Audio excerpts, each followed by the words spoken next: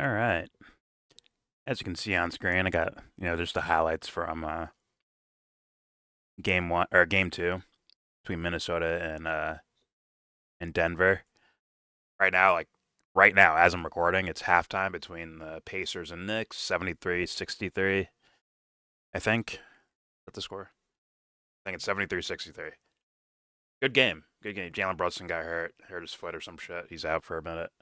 Or he had to leave the half early. I don't know if he's coming back or when he's coming back, but hopefully he does.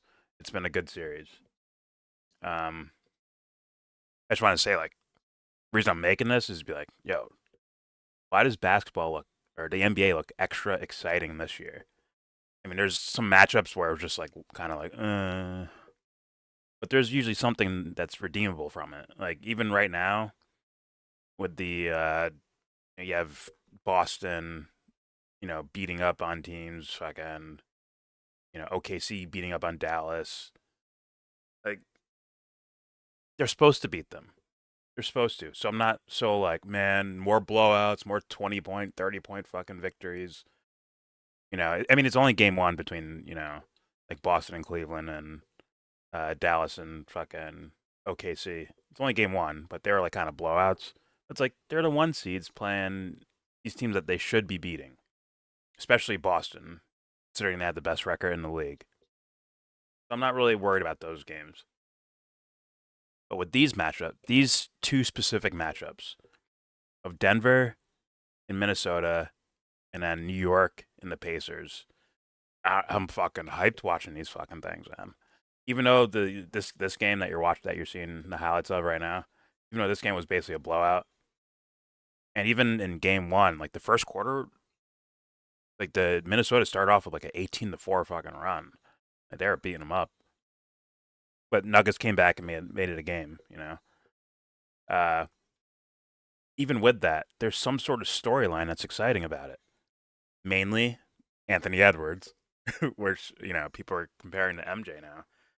And I'm like, I can see why, as far as aesthetically, how hard he plays on both sides of the court. His package, pause. That's super pause. Wow, just edit that one out. Uh, the way like his bag, the way he can score, man. Then you can add in the 3-pointer with that. Like he uses his 3-pointer as a setup to get to mid range shots. He uses if they leave him open, he'll just take the three. Like he's. I know people are like, "Oh, everyone's a Michael Jordan dick rider." You guys like talking about our channel. You guys are Michael Jordan dick riders.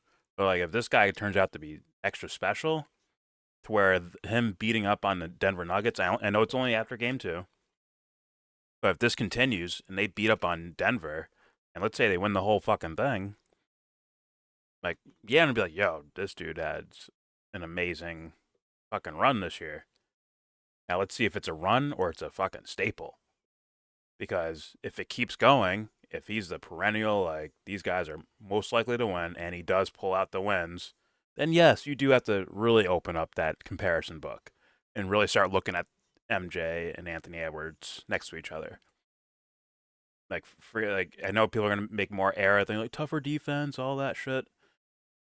But if you look at skill set, if he's winning, and if he's the main reason they're winning, and you look at his skill set he has, he's freak fucking athlete. This guy, like yeah, you gotta fucking consider him, 100%. But that's looking way too far into the future. Either way, he's like a guy you can focus. Like even if there's blowout games, you have the world champions in the Nuggets, and you have this potential budding like he could like mega star possibly. The way they're beating up Denver, the team favored to win it, like if they do this to everyone, maybe not blow everyone out, but like win the fucking whole shit, like it's a megastar right there, bro.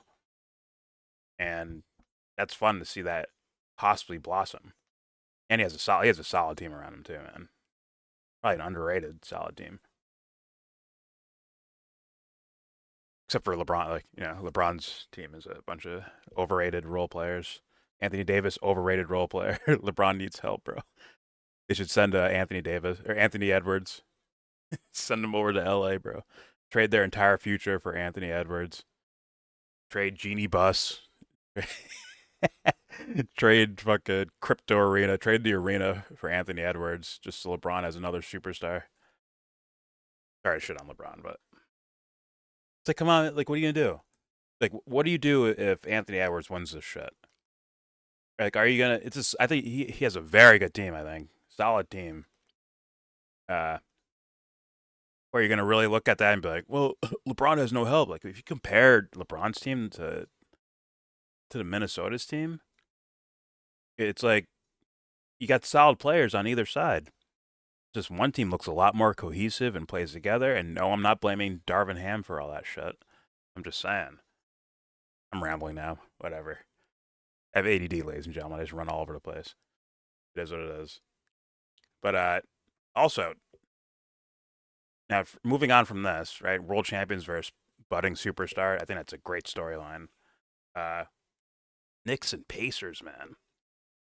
Holy shit, is that shit? That's exciting basketball to watch, man. They're playing like the Knicks were like forcing uh, a team that like mainly focused on offense. At least their regular season stats, I believe. Like the Pacers are like a supposed to be like a well-oiled machine on offense. But the way the Knicks play, they kind of force you to play deep. They can run half-court sets and beat you. It's not just fast break, like all the time, over and over again, fast breaks. Like they're actually like coordinating plays to get players in their best spots. Like a guy like Hartstein, like they get him this little like right below the free throw line, his little left hand little jump hook thing. They set him up for that shit. They get him in those spots. Jalen Brunson can score from anywhere, but he likes to. He's like a Mark Jackson with offense, bro. Where he can back you down. He's big and powerful. He's not tall, but he's like a kind of a stockier dude, man. He's strong. He can move these point guards around, get into the paint, and hit a little fadeaway mid range. Like, it's awesome. Josh Hart, like that storyline right there. The whole Villanova thing. DiVincenzo, Josh Hart, and fucking Jalen Brunson. Like, dude, to watch these guys play cohesive like a college team and it working out in the NBA is fucking fun to see. And then obviously, the Garden, man, like the mecca of basketball. That how like loud their crowd is. They're fucking going ape shit watching this team play. Every bucket, they're cheering their asses off, and it's like it's fun to watch. It makes it look like basketball's back, man. You remember the '90s Knicks? How exciting that shit was. Like that was like that's what it's looking like right now. I'm like, dude, that's fucking awesome. So just quick ramble about what I've seen so far in the playoffs. Like I said, the other series are still in their game ones.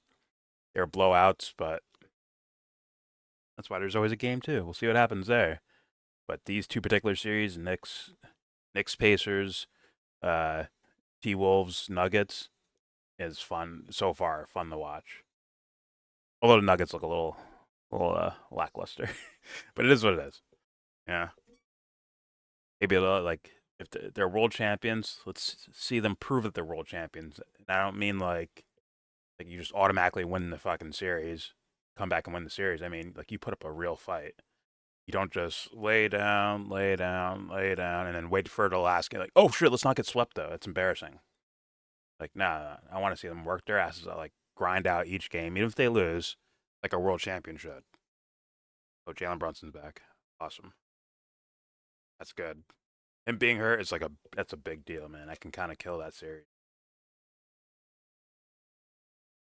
But all right, second half about to start or is starting. Yep, they're starting now. 73-63 Knicks. I'm gonna go watch that game. You guys have a splendid evening.